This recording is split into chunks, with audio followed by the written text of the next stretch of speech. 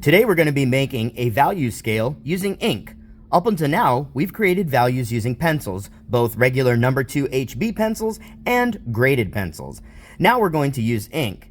Drawing with ink is great because you cannot erase, and even though that seems like an added difficulty, it will make you a better artist. When you return to pencil, which does erase, you'll be happy and more careful with the lines that you create. One of the first projects that we're going to be doing this year is a stipple project. It's an image made entirely out of dots. Dots closer together will make dark areas.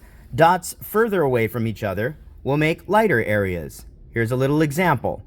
Dots close together, dark. Dots spread out, light.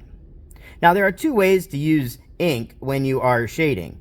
You can definitely use lines, and you can definitely use dots. In some cases, you may use the same technique or both techniques in one image.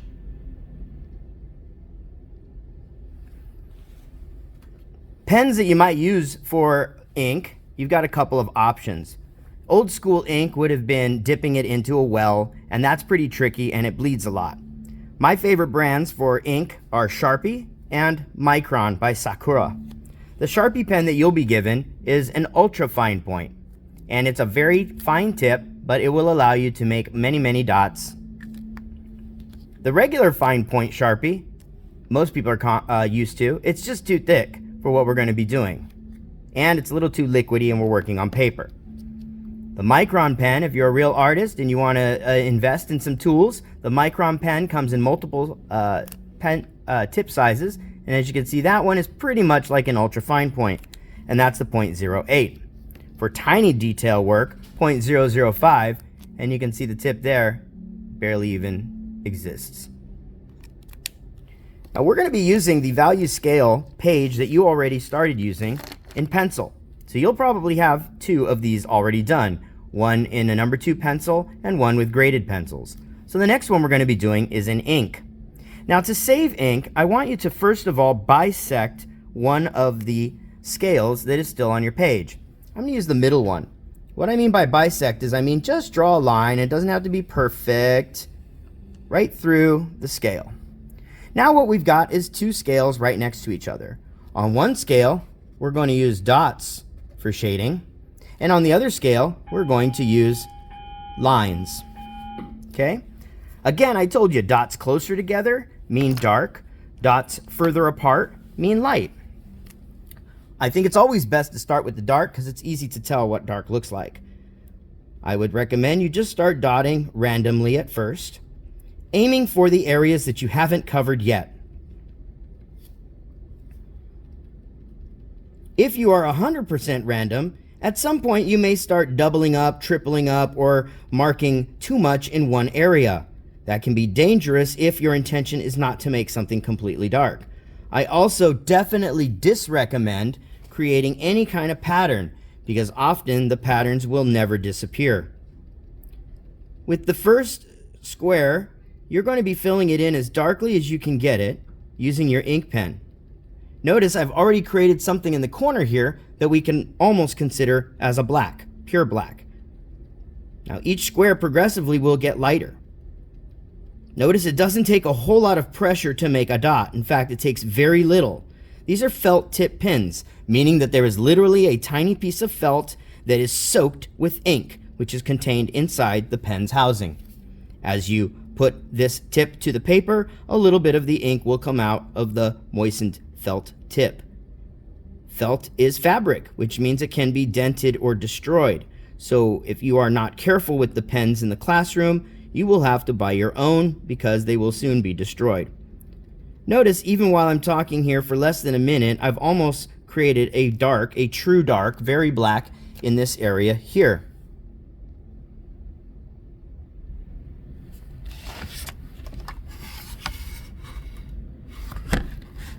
Now, in the next side, and you can do these at different times, you're going to be creating lines. Now, lines are a little trickier for some people, but lines further apart seem lighter. Obviously, they're just as dark as anything, but they just seem lighter. To make an area where you've put lines darker, you have many options. You could double up the amount of lines. That will create a gray. Again, it is a gray that is perceived in the mind's eye. It's not really gray, it's black on white paper. Now, if I want to make that darker, I should cross those lines. If you do cross the lines, make sure you cross in a new direction.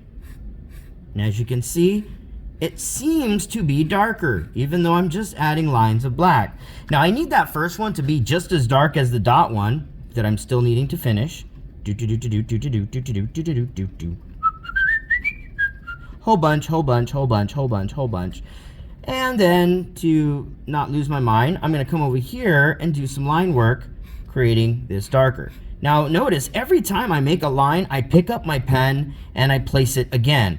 Pick it up, place it again, place it again, place it again. This is very different from that. That has edges and lines. It's dangerous.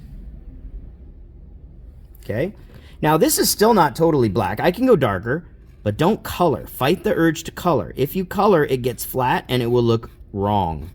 Now, keep in mind, this first one is to be as dark as possible. You're not always going to need to make the darkest value possible, so even though this first couple might seem tedious, kind of boring, whatever, it's not like you'll always have to make dark, pure black, okay? There's very little of that in most images, okay? Again, to finish up the dot one, and when they're both finished, they should almost be indistinguishable from another, okay? When you get real close to finishing a section, you want to definitely be aiming for the white spots, as you can see I'm doing. You will see the thing get darker much faster. If you keep going random, you'll get very frustrated because you are re-emphasizing the same dots over and over again. But now, kind of like a little game, I have created a maze and I am working my way throughout this tiny little maze with the pen tip. Okay. Now the next one will be lighter. That could be a little darker, but I want to move on for your purpose so that you can get started. Okay? Again, start random. Okay? And then more space, right? Now, that is a huge jump, right? So obviously I have to go back and put some more. The last one, we will still leave white because the brightest value you can get with a pen on white paper is to leave it blank. The first one in dots might be something like that. In other words, that is so light, there's so few dots there, it really is not even meaningful, but it's enough to say I have put some dots in there to show that it is a very, very light gray. What about lines? Lines are trickier in this case, you gotta be careful. I suggest you spread them way out. And maybe something like that is about as dark as the one in dots across from it.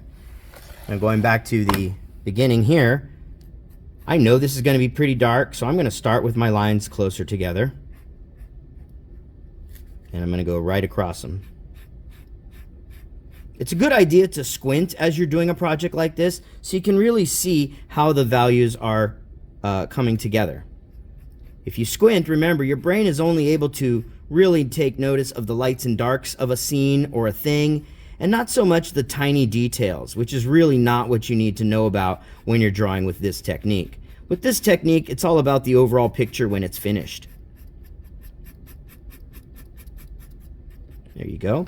A little bit lighter than the first one. In fact, I can make the first one darker by now just aiming for those really white areas, these tiny little spots of white. If I just draw some lines through those too, right, it will be darker. Then the next one, again, starting with the lines spread out at first. You have a lot of control there. Cross them again. Notice how much brighter it is and seemingly than the one before it. Cross again. And then slow down and see how it's going. Squint a little bit. Okay, something like that might be good for that one. Now I'm back in the dots. I suggest you either do them at the same time because you're getting bored and you don't like to do tons of dots or lines, whatever, or do one first and then do the other. It's absolutely up to you, as long as you get it right. Okay, so the dots is going to get lighter as we go on. Okay, and just like that on the the side with lines, it's also going to get lighter as we go on. When you're finished, just like the pencil scale, it should really appear that Even though they're dots and lines, it is progressively getting lighter and lighter and lighter as you work your way across. Always cap your pen when you're done, even if you're taking a break. Capping a Sharpie, this is not capped. Listen. You may have heard the snap. Now it is definitely closed. Please make sure you always cap your markers. Also, we like to store them with the back end up. This helps gravity help us to keep the pen tip moist. Okay, so the container that I will keep these in, we will usually put them in tip down. Okay.